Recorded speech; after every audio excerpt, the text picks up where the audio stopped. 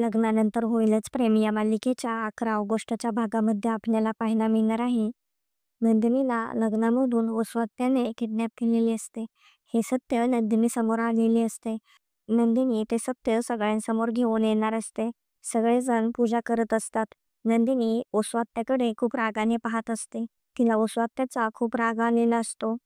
नंदिनीला खूप वाईट वाटत असते, कारण घरातल्या व्यक्तीचाच हे सगळं करण्यामागे हात असतो. नंदिनी वसुहत्याला जाब विचारत म्हणत असते, शत्रू हा घरातलाच असल्यावर काय करायचं असतात त्या. वसुहत्याला कळत नसते ही नंदिनी अशी का बोलतीये. वसुहत्या म्हणत असते, तू हे सगळं मला कशाला विचारतीस. नंदिनी सगळ्यांसमोर वसुहत्याला म्हणत असते, तुमच्यामुळे आमच्या चौघांचे आयुष्य बरबाद झाले आहे. तुम्ही दीपक सोबत मिळून मला लग्नामधून किडनॅप केले. या सगळ्यामागे तुम्हीच होतात. हे सगळं ऐकून घरातल्या सगळ्यांना धक्का बसतो, कारण कोणालाच असे वाटत नव्हते वसुहत्या असे काही करेन. पण नंदिनी वसुहत्याचे सगळे सत्य सगळ्यांसमोर घेऊन आलेली असते. वसुहत्यामुळे जीवानंदिनी, काव्य आणि पार्थ ह्यांचे आयुष्य पूर्णपणे बरबाद झालेले असते.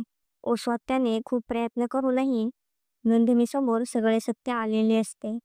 काव्य आता वसुहत्याला चांगलाच जाब विचारणार असते. तर आता पुढे काय काय होणार आहे हे पाहणे खूपच इंटरेस्टिंग होणार आहे. असेच नवनवीन अपडेट जाणून घेण्यासाठी आपल्या चॅनलला नक्की सबस्क्राईब करा.